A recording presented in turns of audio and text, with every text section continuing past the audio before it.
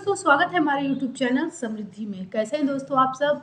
अपनी बातें या कोई भी आप लोग का प्रश्न हो तो बेझिझक कमेंट बॉक्स में लिख करके पूछिएगा। दोस्तों, आज मैं आप लोगों से इस वीडियो में कार्तिक पूर्णिमा के बारे में बात करूंगी कि कार्तिक पूर्णिमा के दिन आप लोग को किन किन चीज़ों का दान करना ज़रूरी होता है और क्या क्या ऐसी ज़रूरी चीज़ें हैं, क्या कौन कौन से ऐसे ज़रूरी जगह हैं जहाँ पे आप लोग को दीप दान करना भी ज़रूरी है। ऐसे में कुछ लोगों का प्रश्न था कि हम लोग देव दिवाली किस दिन मना सकते हैं, तो ये सब बातें मैं इस वीडियो में बताऊंगी। तो आप लोग को देव दिवाली के दिन भी क्या क्या चीज़ें आवश्यक है जो करनी चाहिए, और सुबह से शाम तक कार्तिक पूर्णिमा के दिन क्या करना चाहिए। अगर अब तक आप लोगों ने कोई पूजा दीप दान न किया हो कार्तिक मास में, तो आप लोग को कार्तिक पूर्णिमा के दिन कौन कौन सी चीज़ें करनी चाहिए, ये सब इस वीडियो में बताऊंगी। तो चलिए वीडियो को आगे बढ़ाते हैं। दोस्तों, इस बार आप लोग को देव दिवाली और कार्तिक पूर्णिमा 2 दिनों में मिलेगी।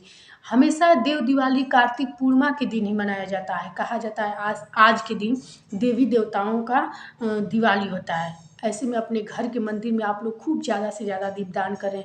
घर में जितने भी देव वृक्ष हैं वहाँ दीपदान करें, जैसे तुलसी माता, केले के वृक्ष, आंवले का पेड़, बिल्व वृक्ष, शमी का पौधा, या फिर से पीपल के वृक्ष में भी ले जा करके दीपदान करना चाहिए। नीम के पेड़ के पास दीपदान करना चाहिए। इन सभी पौधों के पास आप लोग को दीपदान करना चाहिए। कार्तिक मास में अगर आप कोई भी पूजा पाठ नहीं करते हो और मात्र डेली दीपदान किए हो, न भी किए हो, अगर कार्तिक पूर्णिमा के दिन इन स्थानों पे दीपदान करें, निश्चित रूप से आप पर सदा सर्वदा लक्ष्मी का कृपा बना रहेगा। कहा जाता है कि वृक्षों में मैं पीपल हूँ। विष्णु भगवान ने कहा है कि वृक्षों में मैं पीपल हूँ।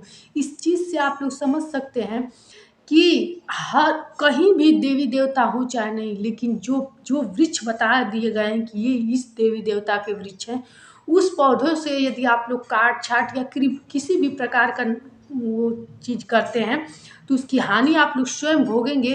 इसलिए मैं आप लोग को सावधान कर देना चाहती हूँ कि इन सब वृक्षों से कभी भी आप लोग वो कोई गलती ना करें। बिल्व वृक्ष कहा जाता है शिव का वास होता है, इसलिए देखिए, शिव की प्रतिमा में शिव है नहीं जानते हैं, आपके घर में शिव की प्रतिमा में शिव है नहीं जानते हैं, शिव मंदिर में शिव का चमत्कार देखे चाहे नहीं, लेकिन बिल्व वृक्ष वृक्ष पर यदि आपके घर में है और उसको आप लोग काट कर देखिएगा, निश्चित रूप से घंटे 2 घंटे के अंदर आपको प्रभाव दिख जाएगा।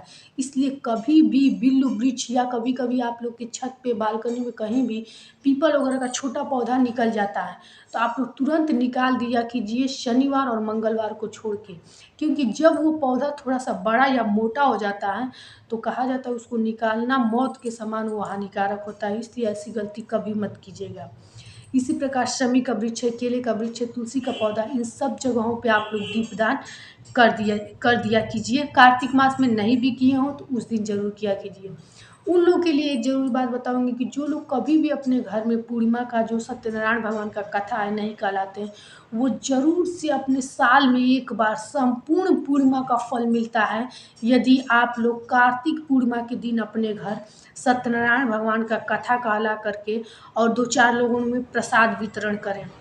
निश्चित रूप से यदि आप लोग की कोई मनोकामना है तो पूरी भी होगी, और इसी दिन से हो सके तो आप लोग पूर्णिमा का शुरुआत भी करा सकते हैं। सावन के पूर्णिमा पर और कार्तिक पूर्णिमा से लोग शुरुआत कराते हैं अपने घर में सत्यनारायण भगवान के कथा का। सत्यनारायण भगवान की कथा में हो सकती है दोस्तों कि सत्यनारायण भगवान की कथा के बाद आप लोग को लक्ष्मी की आराधना करना, साधना करना कोई ज़रूरी नहीं है, क्योंकि जहाँ विष्णु का वास होगा वहाँ लक्ष्मी खुद चली आती हैं। इसलिए आप लोग को उसके बारे में कुछ सोचने की ज़रूरत नहीं पड़ती है कि उसके बाद लक्ष्मी की आराधना करें या फिर से धन के लिए कोई ऐसी जतन करें, कुछ करने की ज़रूरत नहीं होती है। तो यदि आप लोगों ने अपने घर सत्यनारायण भगवान का कथा कभी नहीं करा है तो कार्तिक पूर्णिमा के दिन निश्चित कीजिएगा। अभिजीत और अमृत मुहूर्त आप लोग को 2:45 तक पूरा आप लोग को शुभ मुहूर्त है करा सकते हैं। ऐसे में जो लोग व्रत रहते हैं, आप लोग किस दिन व्रत रखेंगे तो शुभ रहेगा। देखिए, कहा जाता है कि स्नान दान व्रत कथा की दृष्टि से उदया तिथि सर्वोत्तम मानी जाती है।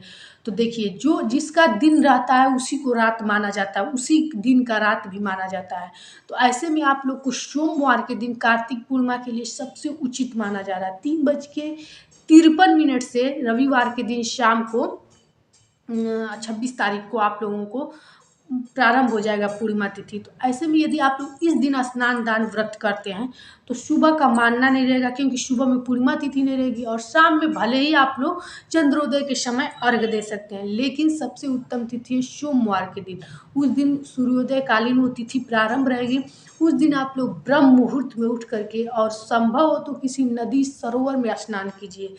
है तो कि गंगा में स्नान करने का, लेकिन हर बहते हुए जल को गंगा का ही रूप दिया जाता है। तो ऐसे में आप लोग गंगा जल डाल के घर में भी स्नान कर सकते हैं, लेकिन ब्रह्म मुहूर्त में कीजिएगा। और यदि नदी सरोवर में कर रहे हैं तो अपनी अंजूरी से ही सूर्य को अर्घ दीजिएगा, नहीं तो घर में है तो किसी तांबे के पात्र में पुष्प रोरी चावल डाल करके आप लोग जल अर्पित कीजिएगा। इसके बाद से यदि घर में शालिग्राम है, लड्डू गोपाल है तो घर में विधिवत पूजा कीजिएगा, नहीं तो विष्णु भगवान की यदि प्रतिमा भी है तो आप लोग मेवे मिष्ठान जो भी है सब कुछ चढ़ा करके, क्योंकि इस दिन भी देव दिवाली मनाई जाती है और कुछ लोग मनाएंगे, जैसे एक दिन पहले भी मनाई जाती है, मनाएंगे इस बार लोग, क्योंकि देव दिवाली वही रात्रि वाली बात है, शुभ मुहूर्त उसी दिन रहता है रहेगा आप लोगों को। तो ऐसे में दीपक वगैरह जला करके आप लोग जो दिन भर जो पीले चंदन से, पीले फूल से शालिग्राम को आप लोग सजा दीजिएगा और इस प्रकार से कथा कहला करके और रात्रि में चंद्रोदय के को अर्घ दे करके आप लोग अपना व्रत तोड़ सकते हैं। शुभ मुहूर्त आज ही के दिन आप लोगों को मिलेगा। शुभ मुहूर्त में आप लोगों को इस पर लिख दूंगी, आप लोग जान लीजिएगा। एक बात और दोस्तों मैं आप लोग से बताना चाहूँगी कि आज के दिन शाम के समय ही दीपदान करना शुभ माना जाता है। अब किन किन स्थानों पे आप लोग दीपदान करेंगे ये भी जान लीजिए। जितने भी देव वृक्ष हैं सबसे पहले देव वृक्षों के पास आप लोग दीपदान करेंगे, क्योंकि कहीं भी देवी देवता हो चाहे नहीं, वृक्षों में देवी देवता जरूर निवास करते हैं।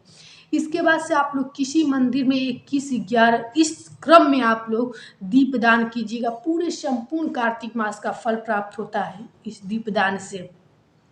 अपने मंदिर में भी आप लोग दीपदान कीजिएगा।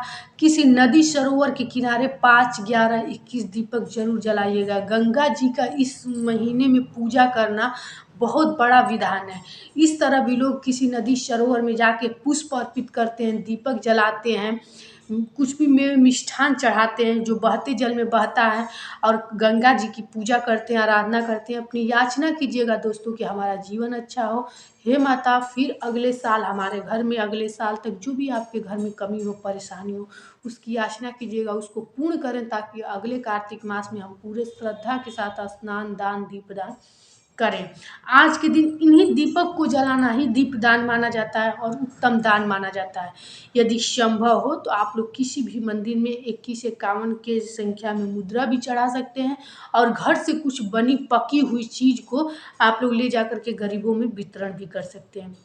ये थी पूर्णिमा के कुछ जरूरी कार्य दोस्तों। वीडियो अच्छी लगी हो तो एक लाइक किया कीजिए, चैनल को सब्सक्राइब किया कीजिए। दोस्तों आप लोग के लाइक से सिर्फ आप लोग के थोड़ी सी मेहनत लगती होगी आप लोग को दबाने में, लेकिन आप लोग के लाइक से हमें बहुत प्रेरणा मिलता है, बहुत बल मिलता है। फिर मिलेंगे एक नई वीडियो के साथ। जय श्री राम।